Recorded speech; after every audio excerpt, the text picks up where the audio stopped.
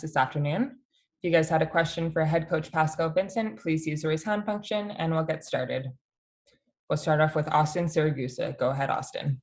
Thanks, Jen. Hey, Pascal. It's kind of cliche to say, but this, of course, really was a season unlike any other for yourself, the coaching staff, the players themselves. But now that we've had just a little bit of time, just what were your thoughts on this 2020-21 season?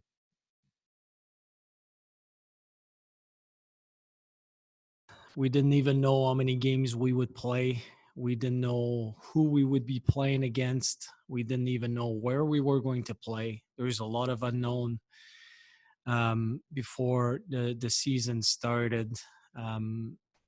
Training camp was different. We're going through a tough time, all of us together, because of this pandemic. And then somehow the people in the American League, they find a way to make it happen, management and people at the league, and then finding ways and creating the protocols. And then the reason behind it's because they believe in the development of those players, and then making sure that we try to stay as normal as possible, even though everything around us is not.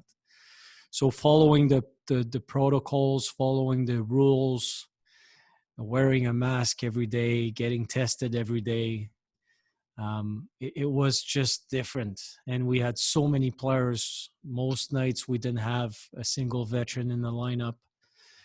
We had a bunch of new guys just trying out to prove themselves that they can play in this league. And then first thing you know, you're building some kind of chemistry.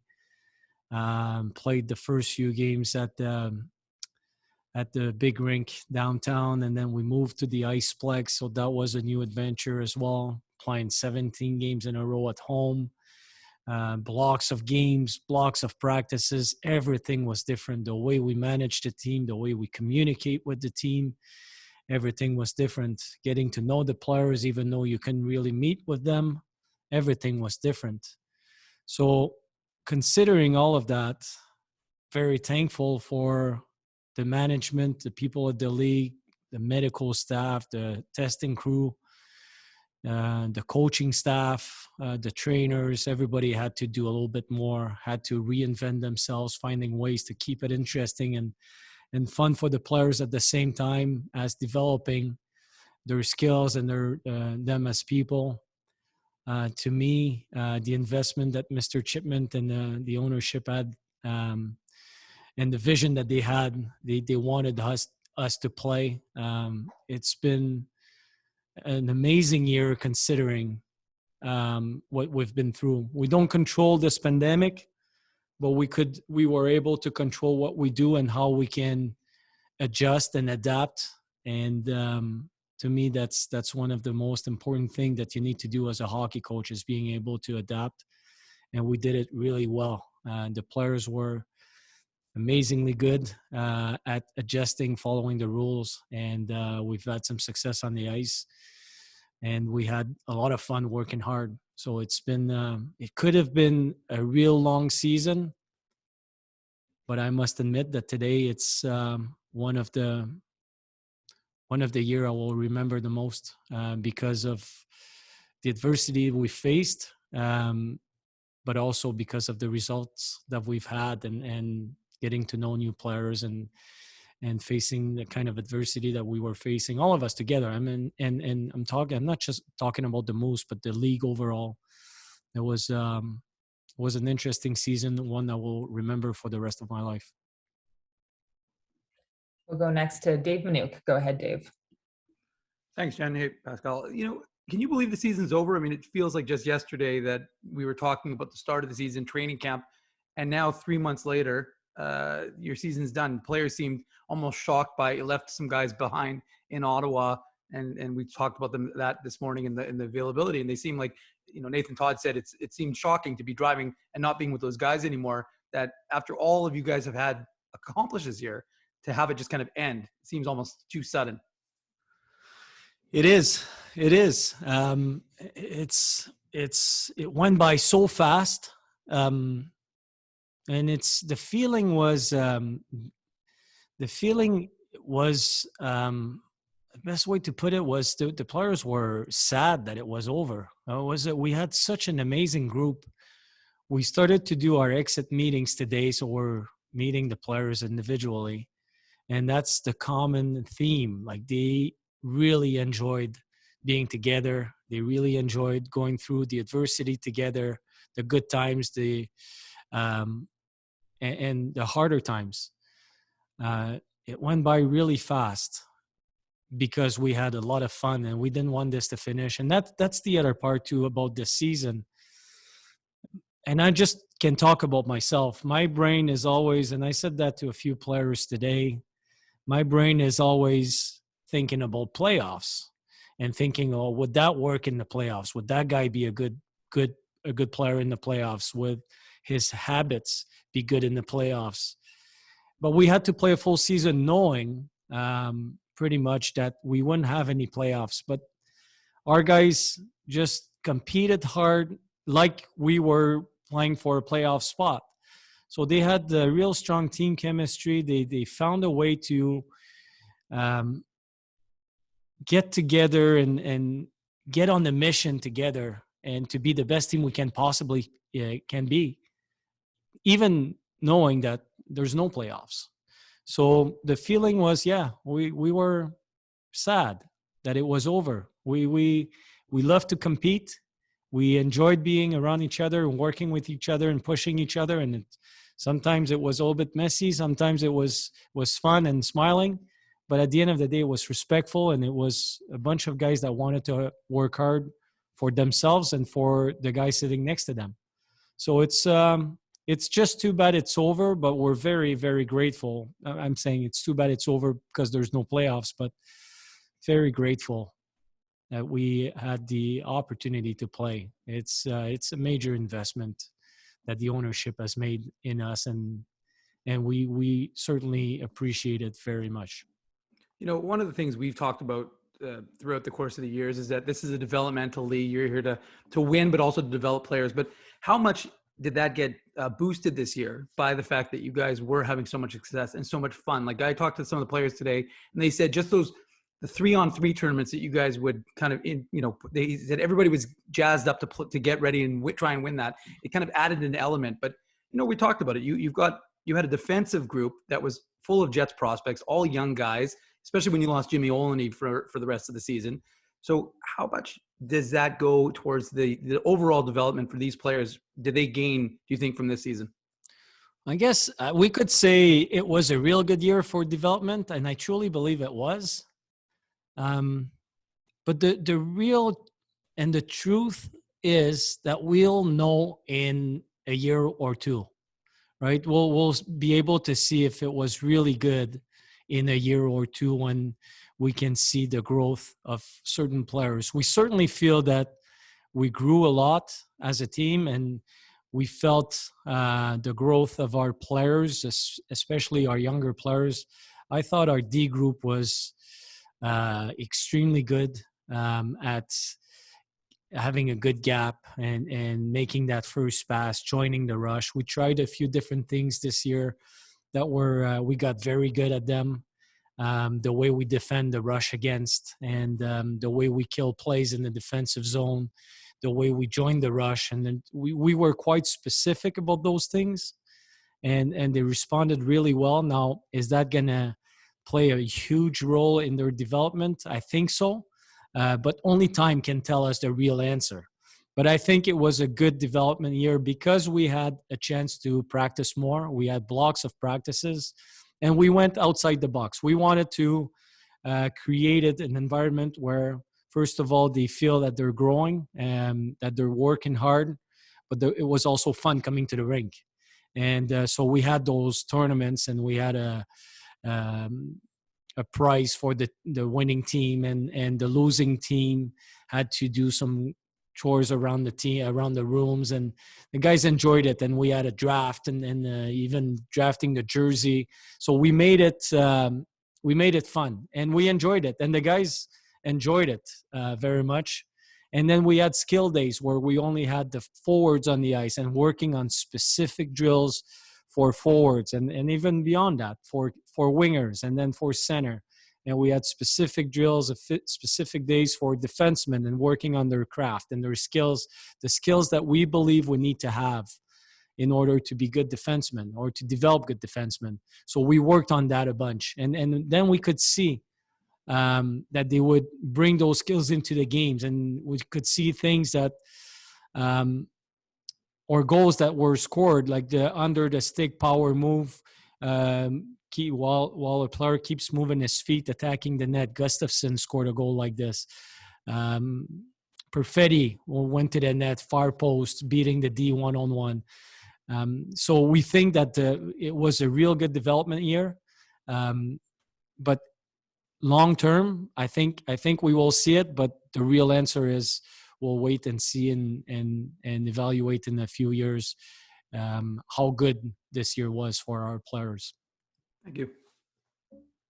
We'll go next to Jacob Stoller. Go ahead, Jacob. Hey, Pascal. Jeff Malott obviously has had a really impressive year. But what's really interesting about his production is a lot of it's coming at even strength, and a majority of those goals have come into the inner slot. Malott obviously didn't come in with a huge pedigree statistically and whatnot. He has the frame, but would you say that his ability to convert in those inner slot chances where half the goals in the NHL just about are scored is a huge proponent for him and his potential? I think so. I think he showed up at camp in real good shape. I think that created some self-confidence, and he was able to push through hard practices and feel good about himself by doing that. And he got excited as a player because he could produce in practices. We saw it as coaches. We gave him an opportunity to play with on different units. He was on the power play. So the confidence was high to start, and it should have been. He showed up ready, and it went very high. He scored some big goals for us early in the season, and he felt, okay, I can play in this league. Not only that I can play, but I can produce. And then he kept studying the game. He kept working hard. He kept doing the right things in the gym.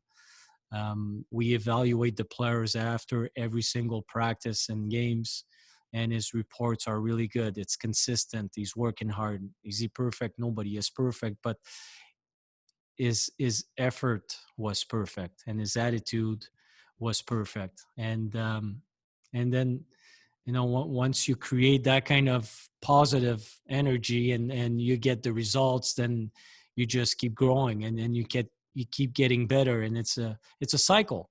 And he took advantage of it. Like I told him after the last game, I had a quick chat with him, and he said, thank you for the opportunity. And I said, yeah, we gave you an opportunity, but you took advantage of it.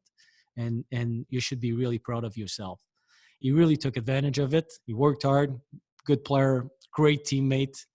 He's pushing the pace, leadership skills with his actions, pushing hard. So, the results are there. The stats are the stats. Some guys have great stats at the junior or college level, and it doesn't translate into the pros. And some guys like Jeff has, just normal stats, and then he gets better at the pro level. And he's one of those guys where he keeps getting better and better. So it's good for him. Really happy for him. He had a great season, and I think his confidence is really high right now, and he's going to have a good summer, and he's going to be a good player next year. Declan Chisholm's a guy that obviously he's renowned for his puck handling abilities. And I just went back and looked, and I remember you saying about how important it is to be the first touch on the puck in the D zone, right? You're having the puck first. It limits the amount of time you need to play defense, obviously, in that capacity. But is the goal for him next year and beyond to hash out to really work on his defensive side of the game, or is it to continue doing what he's doing and excel in that puck transporter type of mold, if you know what I mean? Yes. So I'll go back to what I said before. Yeah. Is the kind of game he plays, would that work in the playoffs? Would he be a successful player in the playoffs? And the answer is yes. And the reason I'm saying that is, yes, he's got the skills, and that's what you see when you look at a player and you evaluate a player. You're looking at what comes first, and then he's got skills and he can skate. He's agile. He's playing with some pace. Then you study a player, and then you watch what he does and what he's good at and what he needs to improve. And what he needed to improve is adjust his defensive game. We don't want to turn him into a defensive defenseman. That's not what he is. We want him to become the best defenseman he can become using the skills that he has. And the skills that he has is all about quickness. Now, the thing we didn't know about him was how intense he would be and how could he sustain the intensity. And he did. I was really impressed with him. At some point, he was the guy that was blocking the most shots on the team. So you need to be willing to do that. So he has the willingness, he has the speed, and he works hard. He's coachable, asking a lot of questions from day one at training camp. He was ready to go. So the player that I've seen coming in the previous years as a prospect and coming to development camp, every year I saw a little bit of improvement, and this year he made a big step. Coming to camp, I didn't know what to expect. Is he going to be just an offensive defenseman with some power play skills? But to win in the playoffs, you need more than that. If you're going to be only an offensive defenseman, you have to be really good at creating offense and being at the top of the league in order to be successful and sustain a good career.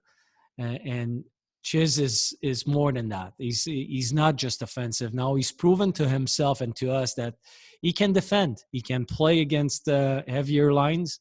He can get the puck out under pressure, getting that first touch. So you're under pressure. You're under forecheck. Big men are coming at you. Are you willing to go touch that puck first and make the next play? And he did. So real good season for him. Just too bad he got injured by the end. But overall, very positive season. I think he's not only a good offensive defenseman, but he's coming a really good defenseman overall. And he's put up the work. So we're really happy with his first year. Thanks, Pascal. We'll go next to Murat Atesh. Go ahead, Murat. Thanks, Jen. Hi, Pascal. I was really fascinated with that answer you gave about the outside-the-box practice styles and the games that you guys played. And I'm also fascinated by, such a unique year as it is, a unique piece of adversity and how people share it. I'm wondering if you have insight as to how some of these guys changed as young men going through something really wild and different together as people. Very interesting, because we didn't have any captain. We didn't know. We didn't know who would be with the taxi squad. We didn't know who would be with us. You never know the injuries that can happen in a season, Jets and Moose. So a lot of guys were saying today that just by looking around the room and seeing how guys are pushing the pace in practices, that they learned from that. We had guys, quiet guys that people don't talk about much, Cole Meyer and Jonathan Kovacevic and Hayden Shaw or Nicholas Jones. Those guys were pushing the pace in practices. We had Eric Comrie coming down, just his attitude and what he's been through. So we had positive people that are working extremely hard, and it's contagious. It is contagious. You're around those guys, and all of a sudden, if you're having an average day, all of a sudden you're having a better day. You're having a better day, then your practice is a little bit better. So you get a little bit better as a player, and it created that kind of cycle. And looking at when we prepared the season, looking at the blocks of practices, because we had long days or long period of time in between games, we needed to be creative. And so we decided to have skill days and competing days And that's what when we thought about the 3-on-3 tournaments and to make it special, make it our own. So our coaches, assistant coaches, did an amazing job at preparing those days, and we came together and we had different ideas, and so we kept it interesting. And the guys, there's one guy today, he said, my season, I didn't like my start, but once we started to play those 3-on-3 tournaments, I started to get better and I felt good. I scored a few goals, and that's when I gained my confidence. So sometimes the trickle down effect of the things that you do, you don't even realize how good it is until some players share it with you. And we're asking for honest feedback, right? So if it wasn't good, we want to hear about it so we don't do it again. But it was very interesting. And at the same time, I'm saying this, and we had the right players. Those people responded really well, and they were part of it, and they wanted to be part of it. So it's guys learned a lot from each other. But there's a lot of people on our team that people don't talk necessarily about them, that were pushing the pace and quietly were leading the way, just in the way they were practicing and preparing and in the gym and the way they were helping each other. There's a lot of good stories about this year. Like you say, I mean, some of those guys whose names you named, not a lot of headlines. I have had the fortune, excuse me, of talking to Jonathan Kovacevic at one point, and you named him as one of those players. I'm wondering if you could share a story about his impact on the team as people. On Covey? Mm-hmm. Yes. Yeah, well, so this guy, after our season last year, we always run our exit meetings and we talked about the season, and it's quite direct. To be honest with you, it's to the point, and we're not trying to sound nice. We're just being honest because we believe that's the only way we can help our players. And Covey had a good season, but there was a few things we wanted him to work on and get better.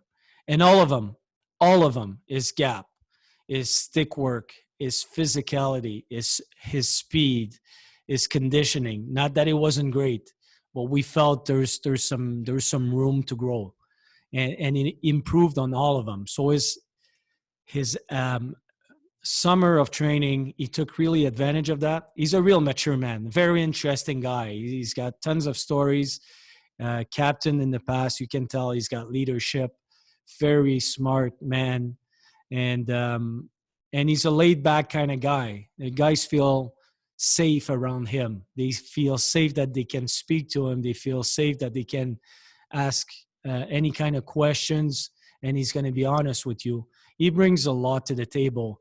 But the bottom line is he's also a hockey player, and he improved a lot. So he went from being a prospect to a guy that I truly believe can now play games in the NHL, and who knows where he's going to go from there. But his growth has been really good, and he's a guy that when you speak to him, he understands where you're coming from. If he doesn't agree with you, he's going to tell you in a respectful manner, and that's the great thing about him.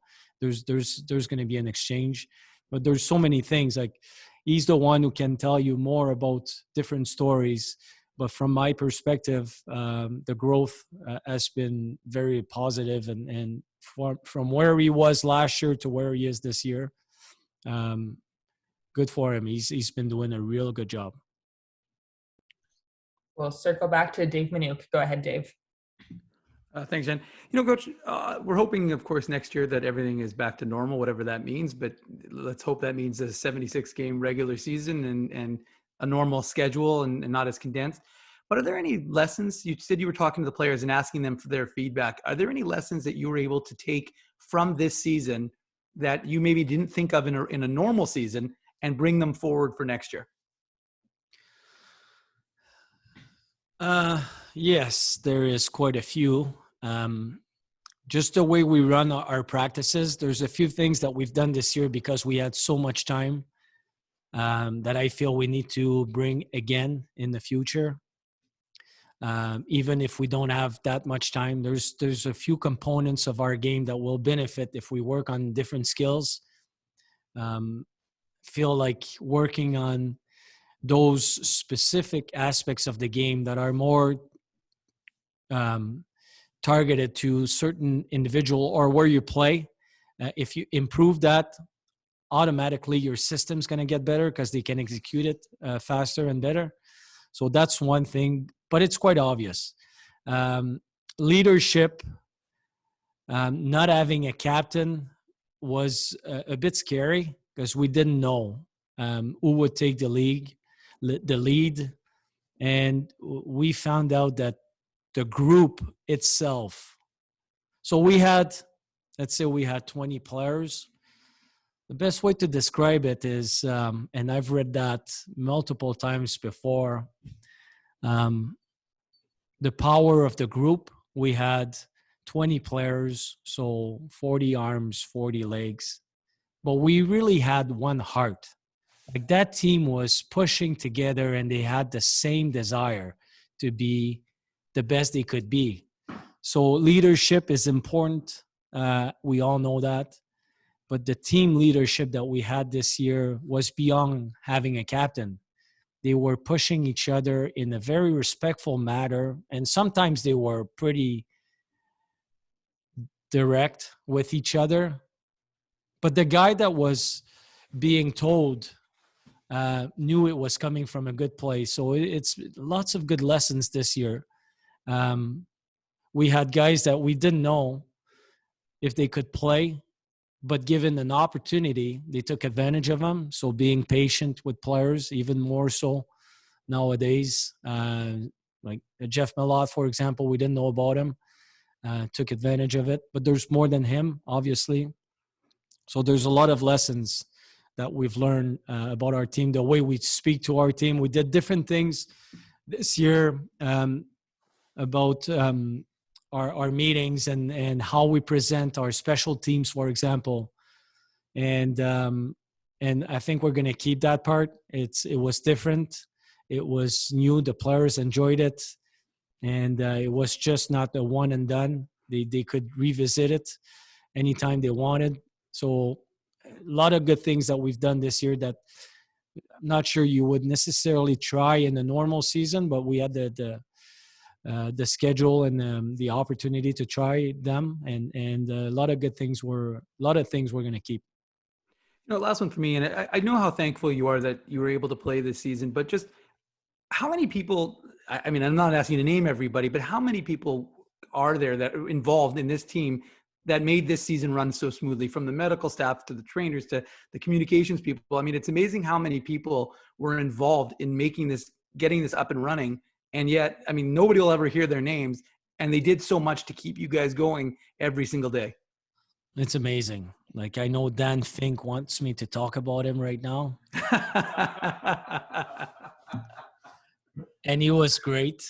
But you know what? When something like this happened, I think it started at the top. Mr. Chipman made it obvious to all of us we're going to play that year and we're going to invest.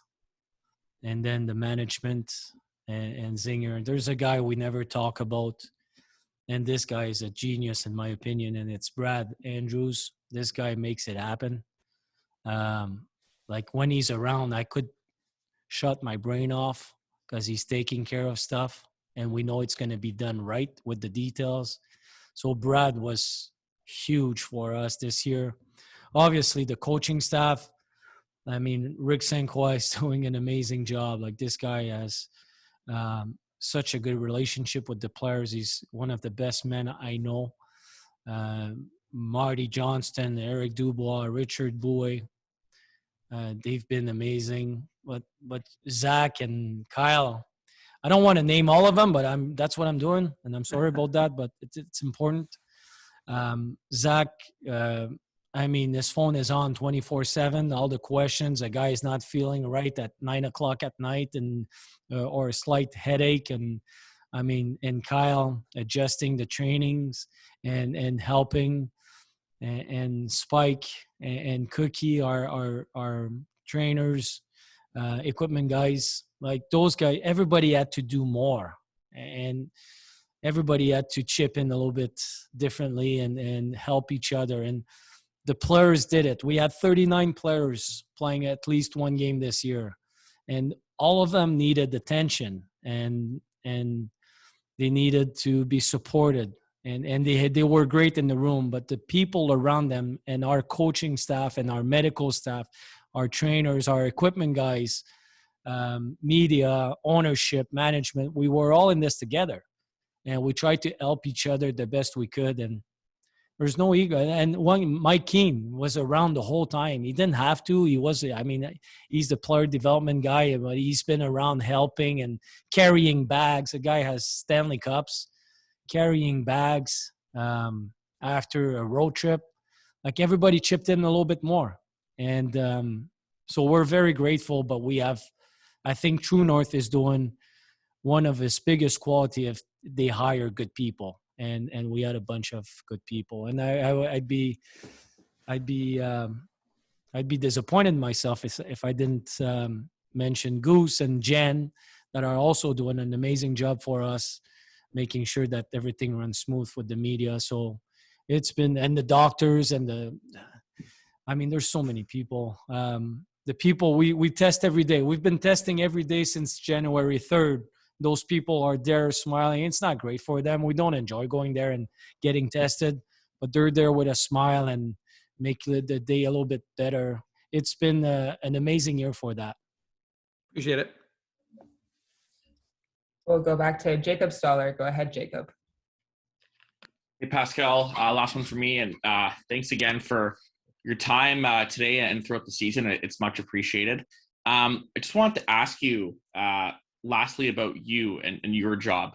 You spoke about it a bit. I've talked to you throughout the year about how you've had to evolve, whether it was last off season or this year.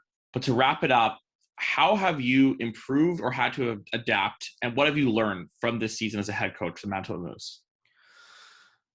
Well, this is something I do every year. I love to study. I've always somehow I loved to school. I really did. I love reading. I love studying. And this year was, I saw it as an opportunity to, I don't want to say reinvent myself, but it was a different challenge.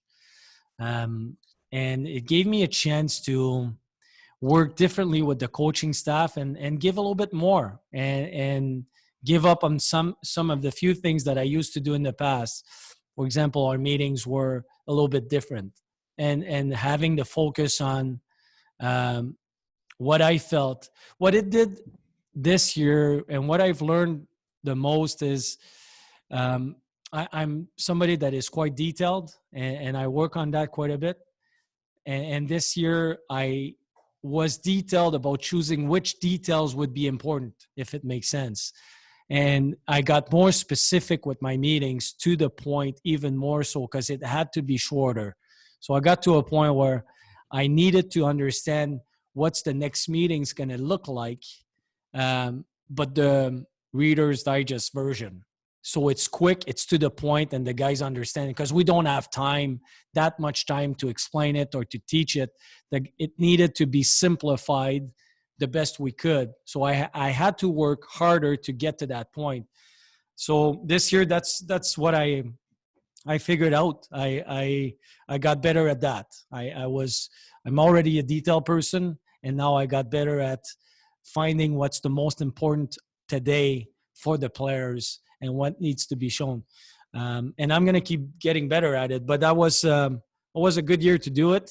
I'm going to still work on my craft and study and trying to get better. But this year was a good year for me as well in my development as a coach. Thanks. Welcome. We'll finish off with Murat Atesh. Go ahead, Murat.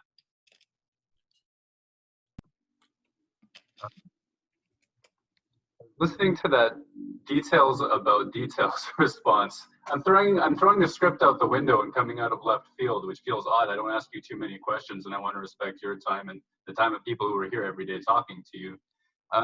But I'm wondering if you spent time thinking about, I think the concept's called decision-making fatigue.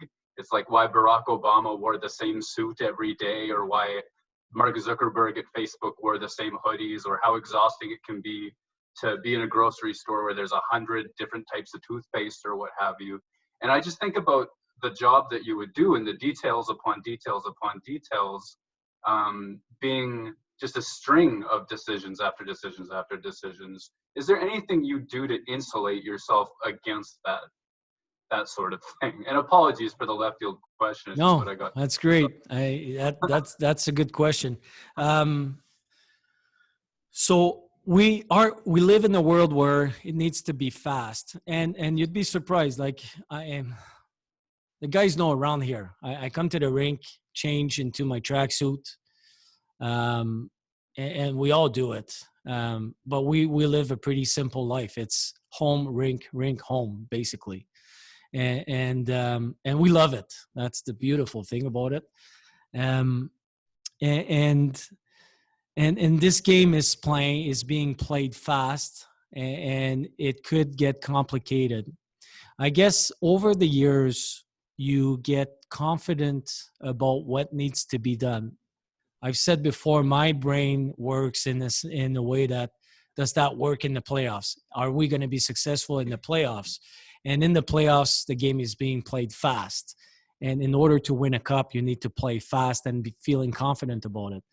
So this year helped me getting to a point where I felt we could teach what is the most important if we were in the playoffs right now, trying to win a series. And yes, to get to a point where it's simplified, it needs a lot of work. So going over the details is one thing, but understanding which details are important is the key. And we got there. We got there this year. We got there in the past too, but we got even better. I got even better this year at doing that, getting to a point. You don't need to show everything. You don't need to talk about everything. You need to find out about your team and what your team this year with the players that you have, what they need to hear in order to be successful and feel confident. Because they're hockey players. They know how to play hockey. They want to be creative. We know that. They want to play fast. They want to know what's important. And it takes a lot of work to get there. But once the message is clear and it's transferred and communicated to the team, it has to be simple, fast, and clear to the point, and they know what to expect. So it's been yes, going over the details can be a long process, but I think it's necessary to get to a point where you know which details are important. But before getting there, it takes some work. But you know what? If our job was easy, I guess it wouldn't. If it was easy for me, it wouldn't be special. It's a job that requires a lot of work behind the scene, lots of hours watching the video, lots of times talking to people, watching hockey games on TV, revisiting what you do. But at the end of the day, when the players are developing and they're successful and they believe in you, when the coaching staff and yourself are working well together and the team is winning some games, there's nothing more satisfying than that. But there's a lot of work behind the scene. Thank you very much for that. Yep. Thanks for your time, Pascal. Anytime. Thanks, everyone.